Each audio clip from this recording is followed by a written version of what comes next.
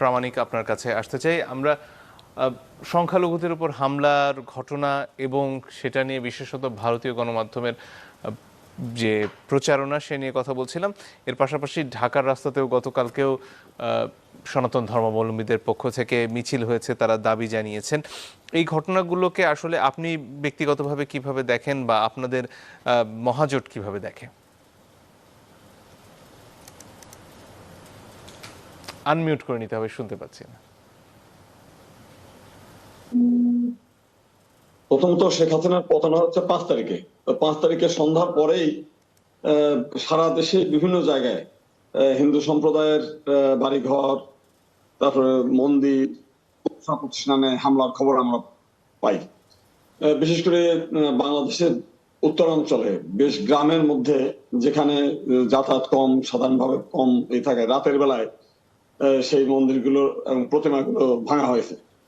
এবং বিশেষ করে হিন্দু সম্প্রদায়ের যে সমস্ত লোকজন আওয়ামী লীগের সঙ্গে যুক্ত, তাদের নেতা কর্মী এবং একই সঙ্গে হিন্দু বৌদ্ধ খ্রিস্টান ঐক্য পরিষদ এবং পূজা পরিষদের নেতা যারা, তাদের বাড়িতে এবং তাদের ব্যবসা প্রতিষ্ঠানে হামলার সংখ্যা বেশি। এটার পিছনে কারণটা হলো যে হিন্দু বৌদ্ধ খ্রিস্টান ঐক্য পরিষদ এবং আওয়ামী লীগের হিন্দু নেতারা এরা সরাসরি এই বৈষম্য বিরোধী যে আন্দোলন, সেই আন্দোলনের বিরুদ্ধে মাঠে নেমেছিল। এবং ঐক্য পরিষদ একটা বিবৃতি দিয়ে বলেছিল যে যারা এই ছাত্র আন্দোলন করছে এরা নব্য রাজাকার, এরা হচ্ছে এদের বিরুদ্ধে রাষ্ট্রদ্রোহী মামলা করে দ্রুত শাস্তি বিধান করতে হবে এবং এরা যেন সরকারি আধা সরকারি স্বায়ত্তশাসিত পুলিশ সেনাবাহিনী কোথাও যেন চাকরি না পায় সেই ব্যাপারে নিশ্চিত করতে হবে। এইটা যখন ব্যাপক প্রচার হয়ে যায়, তো যে কারণে তাদের প্রতি ক্ষোভ ছিল প্রচন্ড মাত্রায়। তো সেটি আমরা যে সময় এই ধরনের প্রচার হচ্ছিল ব্যাপকভাবে, তা আমরা মনে করছিলাম অতীতে নাসিরনগর, কুমিল্লা, চৌমোহনী, ধেরাইশাল্লা এই সমস্ত গুলোতে যেমন গ্রামের পর গ্রাম জ্বালিয়ে দিয়েছে, এরকম একটা ঘটনা ঘটতে পারে। তো আমরা দেখলাম যে যেদিন শেখ হাসিনার পতন হলো তার পরপরই বিএনপি এবং জামাত নেতারা তাদের কর্মীদেরকে বিভিন্ন মন্দির পাহারার জন্য নির্দেশ দিয়ে দিয়েছে এবং হিন্দু মহল্লাগুলোতে যাতে তারা টহল দেয় সে ব্যাপারে নির্দেশ দিয়েছে। তো সেই কারণেই হিন্দুদের পরে নির্যাতনের সংখ্যাটা যেভাবে মানুষ আশঙ্কা করছিল অতটা হয়নি। তারপরেও সারা বাংলাদেশে প্রায় বেশ কয়েকটি জেলায় কিছু ওই সময় আওয়ামী হিন্দু নেতা এবং একই সঙ্গে কিছু নিরীহ হিন্দু মানুষের বাড়িতেও হামলা হয়েছে, যাদের জমি জমা নিয়ে বিরোধ। একজন খুন হয়েছে আমাদের বাগেরহাটে, তার দীর্ঘদিনের জমি জমা বিরোধ সেটাকে কাজে লাগাচ্ছে এই সময়। এবং আরো কিছু আছে, যেমন বরিশালে একজন হিন্দু ব্যক্তির বাড়িতে চাঁদা চেয়েছে, সেই চাঁদা বিএনপির কথা বলে, পরবর্তীকালে দেখা গেল সে বিএনপির না, ওই এলাকার আওয়ামী লীগের নেতা। আবার একটা মন্দিরে হামলা করতে গিয়ে সরাসরি আটক হয়েছে, সেখানেও বিএনপির গেঞ্জি গায়ে দেয়া, কিন্তু পরে দেখা গেল যে এক আওয়ামী লীগ নেতা সেখানে পাঠিয়েছে। আজকে সমকাল পত্রিকায় আমরা দেখলাম যে মুন্সিগঞ্জের সিরাজদি খান এলাকায় একটা মন্দিরে বোমা হামলা করেছে 3 জন ছেলে, পরে তাদের ধরা পড়ছে, দেখা গেল যে আওয়ামী লীগের। মূল বিষয়টা হচ্ছে যেহেতু আওয়ামী লীগ এখন মাঠে নাই, তাদের মাঠে দাঁড়াতে পারছে না, সেই জন্য হিন্দুদের উপর ভর করে তারা মাঠ দখল করার চিন্তা করছে এবং একটা অরাজকতা তৈরি করার চেষ্টা করছে বলে অনেকেই মনে করেন। যে ভারতীয় গণমাধ্যমের ভূমিকা আপনি কিভাবে দেখেন এখানে? সেই বিষয়টা হচ্ছে যে, এবং ভারতে গণমাধ্যমে বাংলাদেশ থেকেই এই রুমার গুলো তাদের কাছে পৌঁছানো হচ্ছে। যেমন ধরেন মাশরাফির বাড়ি হামলা হয়েছে, সেটা ওখানে লিটন দাসের নাম বলা হচ্ছে। একটা সাতক্ষীরার কলারোয়া একটা হলো রেস্টুরেন্ট হলো চাইনিজ রেস্টুরেন্ট, মন্দিরের মতো দেখতে। তো সেইটা যখন পুড়িয়ে দিচ্ছে সেইটাকে মন্দির হিসেবে চালিয়ে দেওয়া হচ্ছে। আবার আমরা দেখেছি সিরাজগঞ্জে পুলিশ নিহত হয়েছে, ওখানে এনায়েতপুর থানার। তো সেখানে অনেক মিডিয়া বলছে যে আপনার 13 জনই হিন্দু পুলিশ নিহত হয়েছে, আবার অনেকে বলছে 9 জন হিন্দু পুলিশ নিহত হয়েছে এবং বেছে বেছে হিন্দু পুলিশদের খুন করা হচ্ছে। এই প্রচারণাগুলো বাংলাদেশ থেকে ইচ্ছাকৃতভাবে রিউমার গুলো ওখানে ছড়ানো।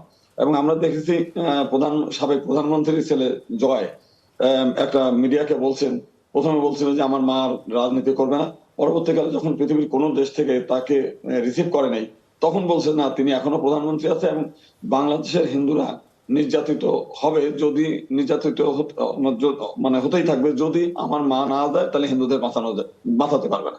তার তারা একটা প্ল্যাটফর্ম তৈরি করতে চায় যে যাতে শেখ হাসিনাকে বাংলাদেশে আনা যায়, যেহেতু ভারত হয়তো তাকে রাখবে না, এবং সেটার জন্য মানে হিন্দুদের ঘাড়ের পর এই ভূত চেপে এই কাজগুলো করার চেষ্টা চলছে। এবং মানে আমরা মনে করি যে, এবং অনেকেই মনে করে যে এই ঘটনা হিন্দুদের উপর ঘাড়ে চেপে বিভিন্ন জায়গায় হিন্দুদের উপর হামলা করে সেটা দেশে বিদেশে বিশেষ করে ভারতে ব্যাপকভাবে প্রচারণা করে, এবং এখনো ব্যাপক প্রচারণা। আমরা চট্টগ্রামে দেখেছি একটা মন্দির পোড়ানোর কথা বলছে, কিন্তু আসলে মূলত মন্দির থেকে অনেক দূরে সেটা একটা আওয়ামী লীগের অফিস।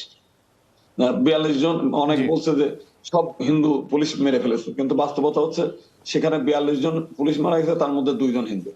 আবার রংপুরের হচ্ছে এক ভদ্রলোক, সেখানে হারাধন রায়, সে হচ্ছে আওয়ামী লীগের সেক্রেটারি, সভাপতি, এবং পূজা উদ্যাপন পরিষদের হচ্ছে রংপুর বিভাগীয় সে সভাপতি। তো সেই ভদ্রলোক হচ্ছে আন্দোলনের গিয়ে সেই ছাত্রদের তোপের মুখে সেখানে ছাত্রদের উপর হামলা করেছে, হামলা করার পরে তাদেরকে পিটিয়ে মারছে। তো সেটা কিন্তু আবার ওইটা প্রচার করছে সে মন্দির রক্ষা করতে গিয়ে হামলার শিকার হয়ে মারা গেছে। বিষয়টা এইরকম না, এই প্রচারগুলো গুজব ছড়ানো হয়েছে ব্যাপকভাবে। আরো বহু ঘটনা আছে, জি তো কিছু ঘটনা ঘটে নাই তা না। যেমন আমাদের উত্তর অঞ্চলে যেটা মন্দির পুরানোর ঘটনা ঘটেছে, সেটা কিন্তু কারা পুড়িয়েছে এটার কোনো ইতিহাস নেই, বরং এখন থেকে গত বছরে 2023 সালে এই বালিয়াডাঙ্গিতে 12টা মন্দিরের 14টা প্রতিমা ওখানে ভেঙে দেওয়া হয়। পরে আমরা জানলাম, এটা নিয়ে আমরা বিক্ষোভ মিছিল টিছিল অনেক কিছু করেছি, পরে দেখুন ওখানকার এমপি দবির সাহেব তার কর্মীদের দিয়ে সে হামলা করে ভেঙেছে, এবং ওটা হচ্ছে তার প্রতিপক্ষকে ঘায়েল করার জন্য। জি এখন এইবার আমরা দেখলাম, একই সঙ্গে একটু যুক্ত করি, যে বাংলাদেশ থেকে সীমান্ত এলাকায় বহু মানুষকে সীমান্তে নিয়ে গেছে, তাদেরকে আশ্বাস দিয়েছে যে ভারতের বড় কর্তারা আসবে, তাদের সঙ্গে তোমাদের বৈঠক হবে এবং ভারতে তোমাদের আশ্রয়ের ব্যবস্থা করা হবে। তারা সব মানে এখান থেকে ওখানে চলে গেছে, যদিও তারা মহিলাদের নিয়ে যায় নাই, কিংবা ব্যাগ ট্যাগ মিলে ভারতে চলে যাবে সেরকম যায় নাই। তো নিয়ে তাদেরকে একদিন ওখানে বসায় মানে দাঁড় করিয়ে রেখে তারা উপর থেকে ভিডিও টিডিও করে তাদের যা দরকার সেগুলো করে তারপরে ফেরত পাঠিয়ে দিয়েছে। সবচাইতে বড় ব্যাপার যে তারা যে এদেরকে ব্যবহার করলো, ওখানে নিয়ে ভিডিও টিডিও তাদের প্রয়োজনে যেটা করেছে, তারা কিন্তু একদিন রাখার পরে তাদের জন্য ওই মানে কাঁটা তারের বেড়ার উপর দিয়ে 200-400 প্যাকেট বিস্কুটও ছুড়ে দেয় নাই, কিংবা মানে জলের বোতলও ছুড়ে দেয় নাই, যে ঠিক আছে আপনাদেরকে আমরা ডেকে নিয়ে আসি অন্তত এই বিস্কুট আর জল খান। মানে তাদেরকে ব্যবহার করে আবার ফেরত পাঠাচ্ছে। জি এই জিনিসগুলো কেন করছে? ভারতীয় কিছু রাজনীতিবিদ বলছে যে বাংলাদেশ থেকে 1 কোটি শরণার্থী ভারতে ঢুকতেছে এবং তাদের জন্য জায়গা খালি করেন, সবই করেন। মানে মানে বিষয় হচ্ছে যে বাংলাদেশে আমরা অল্প সংখ্যক মাইনরিটি, এদেরকে নিয়ে যে এরা এইভাবে 47 সালের পর থেকে আজ পর্যন্ত কোনোদিন বাংলাদেশের হিন্দুদের জন্য তারা কিছু করে নাই, কিন্তু বারবার আমরা দেখতে পাচ্ছি যে তারা আমাদেরকে ব্যবহার করে আমাদেরকে নিয়ে ফুটবল খেলার মতো গোল দেওয়ার চেষ্টা করছে। এইটা অত্যন্ত নিন্দনীয়, এবং আমরা এটা ধিক্কার জানাই। জি অনেক ধন্যবাদ জনাব প্রামাণিক আমাদের সাথে যোগ দেওয়ার জন্য। জনাব রতন